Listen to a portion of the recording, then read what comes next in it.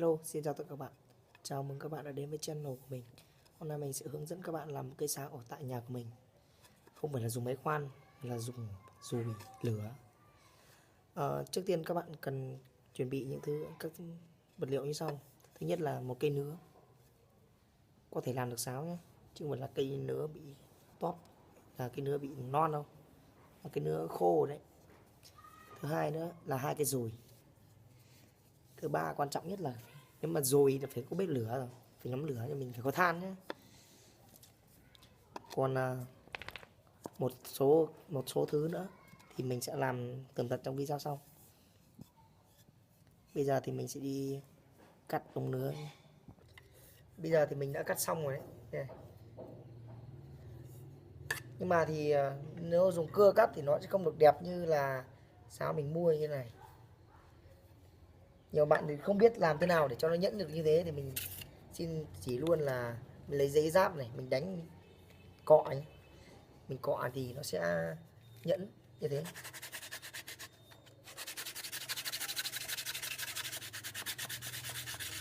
Cái này thì cọ nó phải mất một lúc thì nó mới bay được hết cái gờ đi, thì nó mới nhẫn được.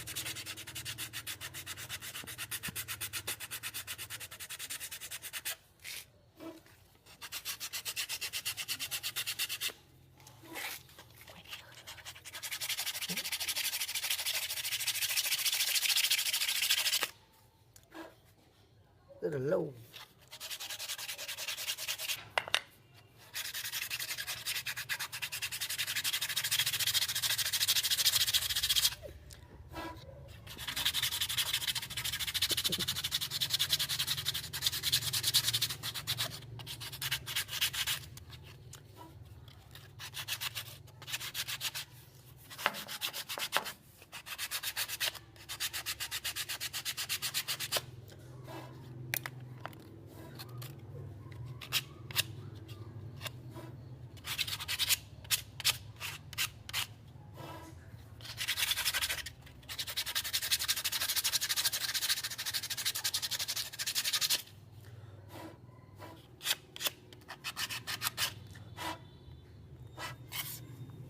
Và bây giờ nó tương đối ổn rồi.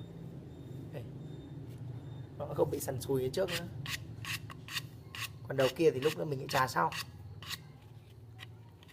Bây giờ thì mình sẽ đến với công đoạn tiếp theo là đo và làm sáo. Thì sau đây thì tiếp theo nữa mà mình sẽ chỉ hướng dẫn các bạn là chia thông số cho sáo. Nếu mà các bạn muốn chia thông số cho một cây sáo ấy, thì trước hết mình phải có một đường chỉ thẳng trên thân sáo này để mình có thể chia được cái thông số lên nó.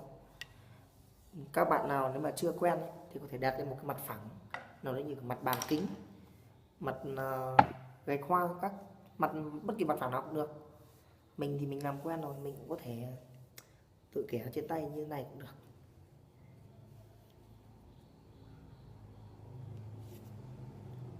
Mình thì mình như nãy mình vừa kẻ rồi. Ở đây chắc là các bạn nhìn thì sẽ không thể thấy rõ được đường chỉ này của mình đây, nhưng mà mình sẽ thấy là mình thấy rất là rõ. Sau đây thì mình sẽ chia thông số rồi.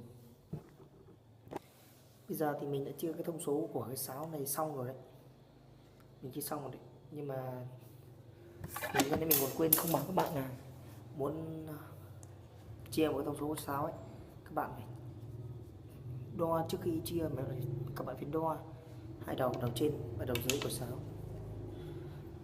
Cái thông số của sáo ấy thì nó rất là dễ tìm thôi.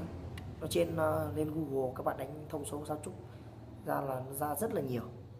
Đây mình vừa đánh ra, bây giờ mình chia xong. Cái cây sáo này là cây sáo đô nha các bạn nhé, cây sáo đô. Mình thì mình chia xong rồi đấy. Bây giờ thì mình tiếp tục đến công đoạn là tiếp theo là mình rồi. Bây giờ thì mình sẽ ra bếp và mình rồi nha. Bây giờ thì mình đã ra đến ngoài bếp rồi. Đây là cái bếp của nhà mình. Kia là bếp của mình nó cháy nó không được to cho lắm, cũng gọi là có than, một chút than gì đấy. Kia mình để một vài cái ống nứa, 5 cái ống nứa để cho nó bắt hơi khói và cho nó khô, với lại nó có cái màu nâu nâu đen đen thì nó cho rất là đẹp. Bây giờ thì bắt đầu dùi nhé. Như mình đã nói ở đầu ấy, thì các bạn cần chuẩn bị 2 cái dùi, mà nhiều hơn thì cũng được. Xong cho bếp này cho nó nóng, cho nó nóng nó đỏ như thế này này.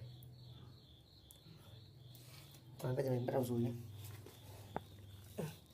Dùi được một cái sáo thì nó rất là mất công, các bạn phải ngồi trông chờ các thứ.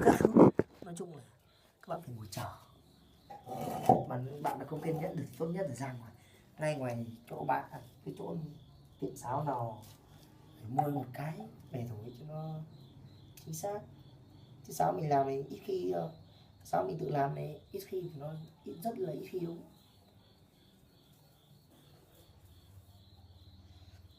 Mình ngồi rồi nó khói lắm, không chịu đâu.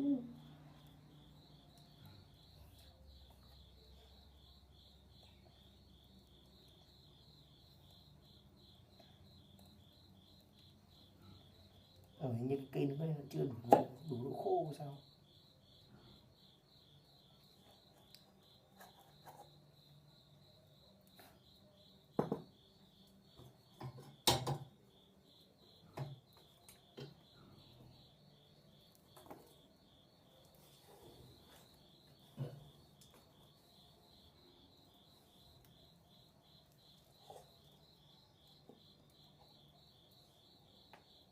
Rồi cây này nó không còn nóng cơ, thế mới chết, mà mình còn cho nhầm cái đầu cơ. Để vứt đấy lúc nó làm sao. Bây giờ thì mình nghĩ là cái dùi kia của mình cũng nóng rồi, mà cái này mình vừa đổi đầu thì bây giờ cái găng tay nó rất cái đầu vừa cho biết thì nó rất nóng. Giờ mình phải đi găng tay không chuột tay ra chả chơi được.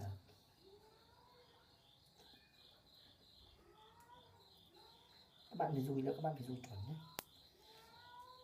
bạn dùi lệch thì nó sẽ không được đẹp cái sáo của mình làm đâu.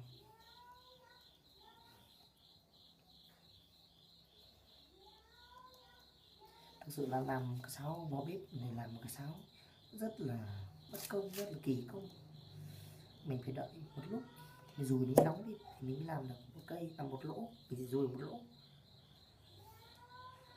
Mà bình quân làm một cái sáo bình thường thì nó phải mất 7 cái lỗ, thì thậm chí là nó sẽ nhiều hơn, nên là bạn phải chờ rất là lâu.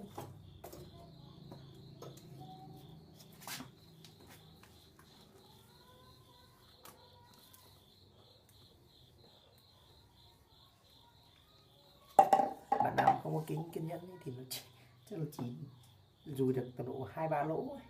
Là tức là vứt hết rồi, bỏ nhà ngồi rồi. Cái này thì cũng cần một cái sự kiên trì nữa. Mình từ đến giờ mình thấy chán lắm rồi. Bây giờ thì mình đã hoàn thành phần dùi sáo. Giờ tiếp theo là mình sẽ dùng dao mổ để khoét lỗ sáo cho nó hết cái đen đen này đi này, hết cái đen đen đi, nó thành cái lỗ như này. Cái lỗ nó đỡ cái mùi khét đi. Bạn nào mà không biết dụng khoét sáo ấy, thì có thể là lên mạng và tra cách khoét sáo. Trên mạng thì nó rất là nhiều cách khoét. Còn cái dao mổ này của mình này, nó bán cả chuôi lẫn lưỡi ở ngoài mấy quán bán thuốc ấy. Các bạn tìm xem quán nào có bán thì các bạn mua. Nhưng mà thường thường thì mấy quán ở nông thôn thì nó chắc không có đâu, mà có thì nó rất là hiếm. Cái dao này nó rất là sắc, nên là nếu các bạn nào dùng mấy lần đầu tiên thì sẽ có thể là đứt tay, bị dao nó cắm vào tay, nên các bạn dùng hết sức cẩn thận. Rồi, bây giờ mình sẽ khoét sáo, xong đó mình sẽ cho xốp cái đầu vào chỗ này, trong đầu sáo này. Lúc đấy thì cái sáo là đã hoàn thành. Các bạn nào mà quá chú tâm đến các bạn nào mà chú tâm đến cái chất lượng âm thanh của sáo thì các bạn có thể đo sáo bằng máy đo hoặc là phần mềm đo cường độ của sáo ấy. Cái phần mềm ấy thì nó trên CS Play và trên điện thoại iPhone thì cái nào thì nó có hết thôi, các bạn tìm thì sẽ có. Còn bây giờ mình thì nếu mà các bạn nào muốn mình hướng dẫn luôn thì mình hướng dẫn luôn cái cách khoét lỗ của sáo này. Khoét ấy, các bạn đặt cái con dao này vào giữa lỗ này, khoét hai bên, khoét một bên trước, cứ khoét bên một, khoét từ ngoài vào trong hoặc là khoét từ trong ra ngoài, khoét cạnh trong trước này xong khoét cạnh ngoài, hoặc là cũng thể ngược lại là khoét cạnh ngoài trước khoét cạnh trong, làm thế nào cũng được.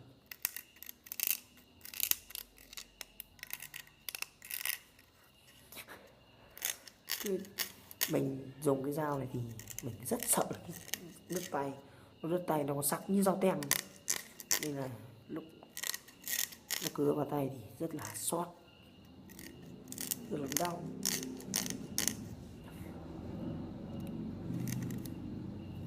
Rất là phê. Nên các bạn biết là làm một cái sáo nó không phải là dễ dàng gì,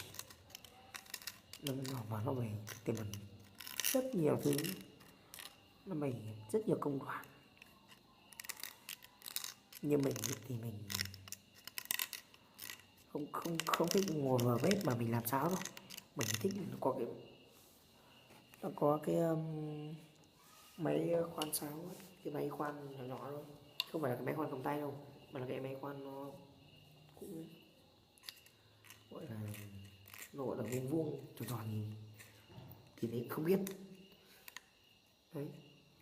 Mình thì mình có đấy.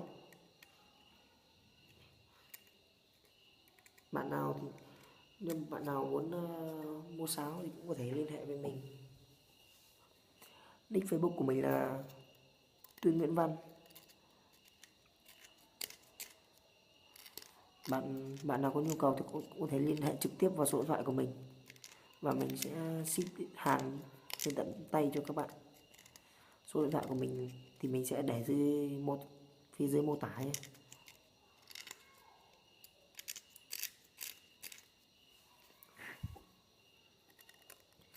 Các bạn ấn vào đó và xem số điện thoại của mình.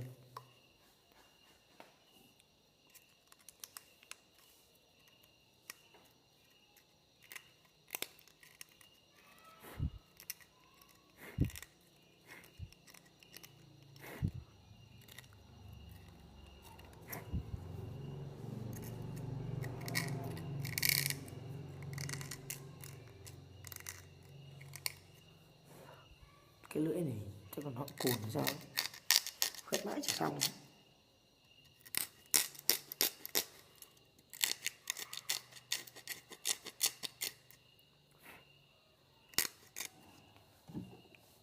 Hơi tối.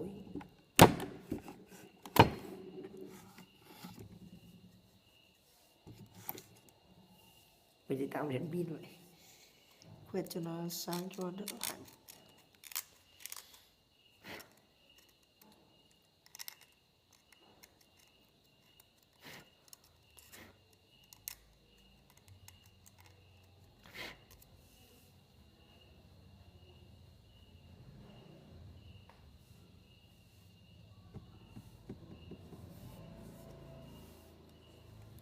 Quét sáng nó rất là mất công và rất là lâu nên là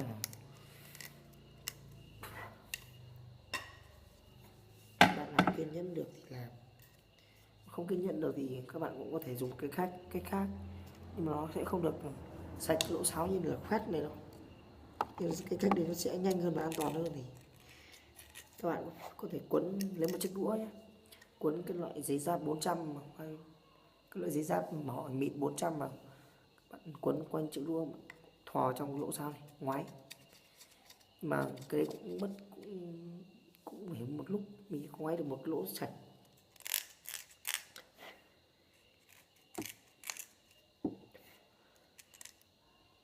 Làm như thế thì nó sẽ chắc chắn là nó sẽ nhanh hơn. Rồi khoét như này rồi, khoét này phải tỉ mỉ từng tí một, nhưng mà nếu các bạn làm ẩu thì nó sẽ bị méo lỗ sáo hoặc là có thể nó lệch. Nói chung là có nhiều trường hợp để xảy ra. Mình thì mình cũng làm sáo cũng được một thời gian rồi, nhưng mà mình thực sự là nói thẳng một câu này, mình làm sáo rất là kém.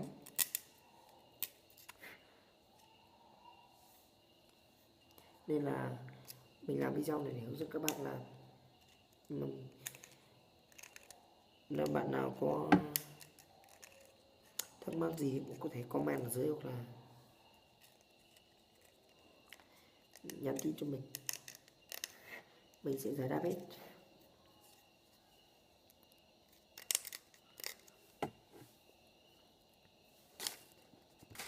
Bây giờ thì mình đã dùi xong rồi, bây giờ mình quét xong, quét cũng được khá rồi, nhưng mà mình bị gãy mất mấy cái lưỡi dao. Bây giờ mình chuyển, mình dùng cái giấy giáp này, mình con tròn vào, mình cho lỗ mình ngoáy. Và tiếp sau khi ngoáy xong lỗ này rồi thì mình sẽ tiến hành tiếp theo là nhét xốp.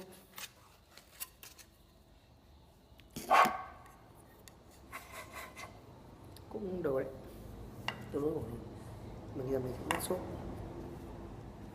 Các bạn cắt xốp sao cho nó vừa vào cái lỗ sáo này nhé, là cái lỗ cục sáo này, lòng ống của sáo này.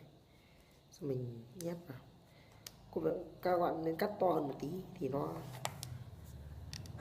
các bạn nếu mà các bạn không có các loại xốp nhét chuyên dụng của sáo ấy, thì các bạn có thể dùng cái xốp trắng cũng được, có thể dùng cái cái loại tông mà nó mềm, cái loại tông mềm chứ không phải là tông thái đâu, cái loại tông mềm ấy cũng được, các bạn cũng có thể nhét được vào trong sáo. Mình cắt cái này hơi to.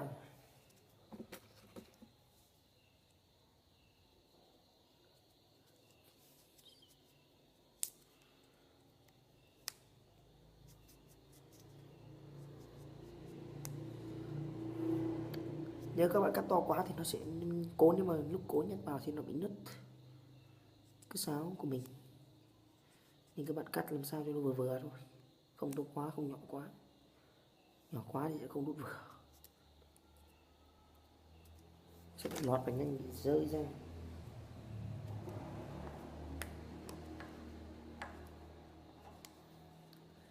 Mình sẽ lấy một cái vật gì đó,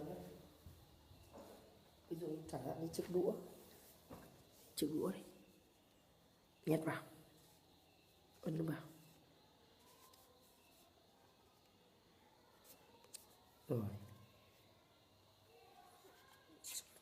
nhét nó vào đến đây cũng không phải là hoàn thành đâu, mà nó còn vào trong này, nó còn có thể bị xoay cái xốp nữa. Bây giờ mình phải bật pin kiểm tra xem.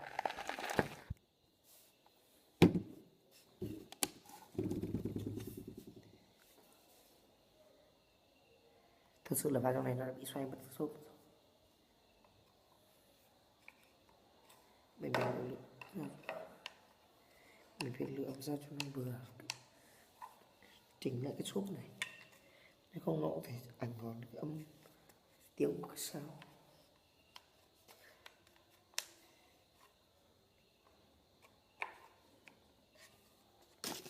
Các bạn nhét cái lỗ này, cái xốp này cách cái lỗ của nó 5 đến 7 mm. Theo như cái kinh nghiệm của mình thì thế tầm thế thì nó sẽ lên quãng, nó sẽ dễ hơn. Các bạn không nên để sai quá, mà cũng không nên để ở ngay miệng lỗ. Mình sẽ thử tiếng xem có bị vấn đề gì không. Mình nhét xốp sai rồi, nhét sâu tí nữa.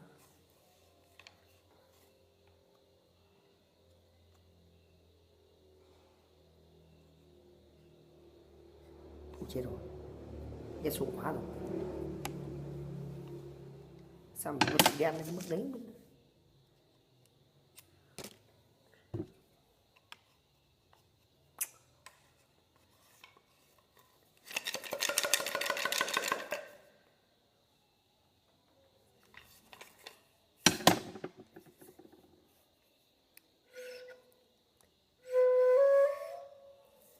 Sai mất rồi.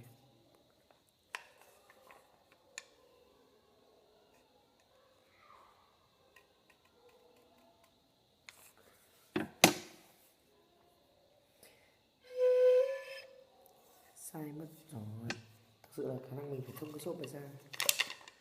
Bạn ơi, xỉn lại luôn. Tuyệt vời.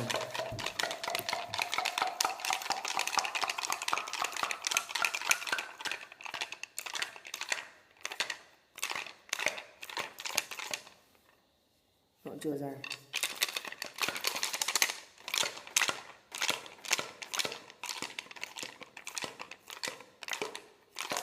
Giờ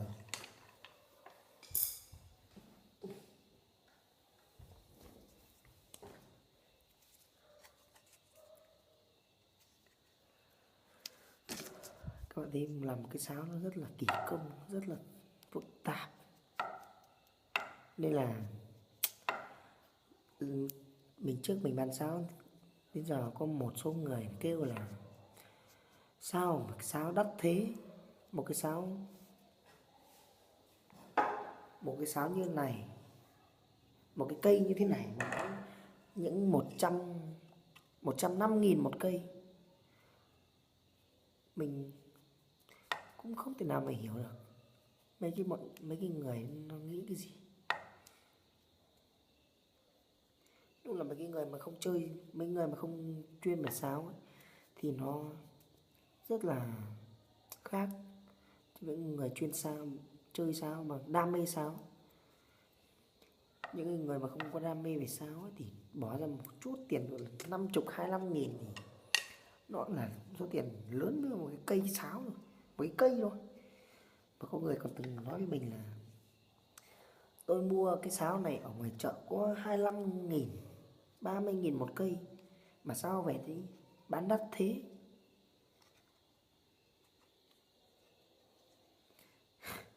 Đúng là không thể nào mà tưởng tượng được. Mọi người đi so sánh cái sáo của mình, cái sáo như thế này, đây như thế này, với cái sáo trị giá 25 nghìn rồi. Mình cũng không thể nào mà hiểu được.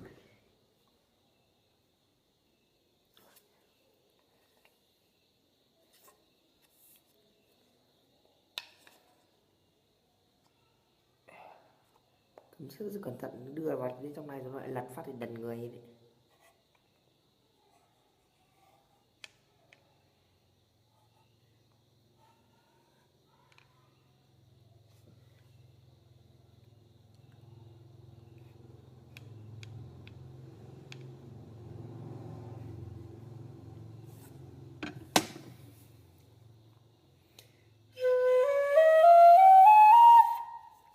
Vẫn bị sai.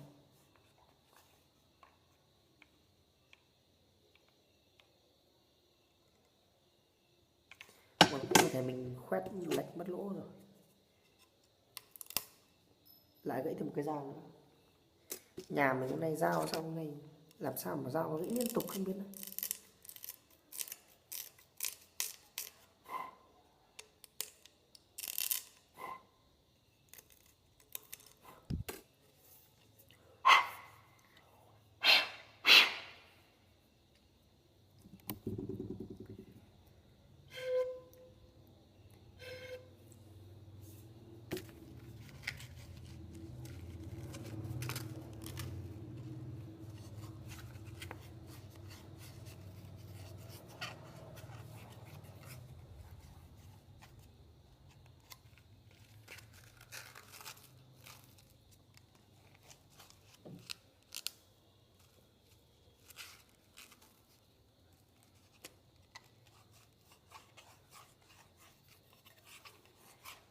Mình cũng không phải là làm video chuyên về sáo đâu. Nếu các bạn muốn mình làm video về một cái loại nhạc cụ hay là một cái vấn đề gì, một cái trò chơi gì thì cũng có thể comment phía dưới và mình sẽ thực hiện. Nhưng mà trong khả năng của mình sẽ thực hiện video đấy, thực hiện cái mong muốn của các bạn.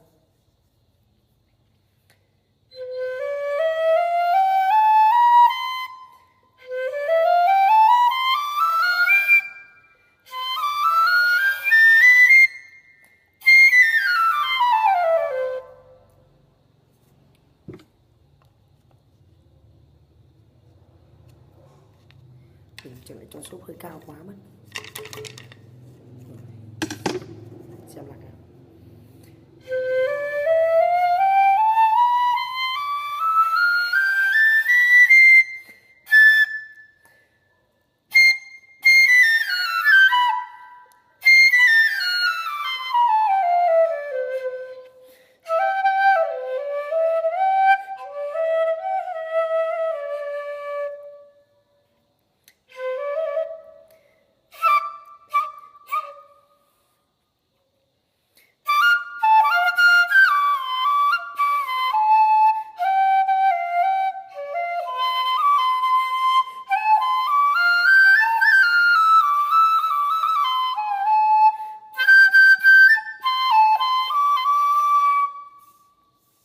thế là đã hoàn thành một cây sáo hoàn chỉnh. Bạn nào cảm ơn các bạn đã xem video của mình, và hãy đăng ký kênh để cập nhật những cái video mới nhất của mình nhé. Cảm ơn các bạn rất nhiều.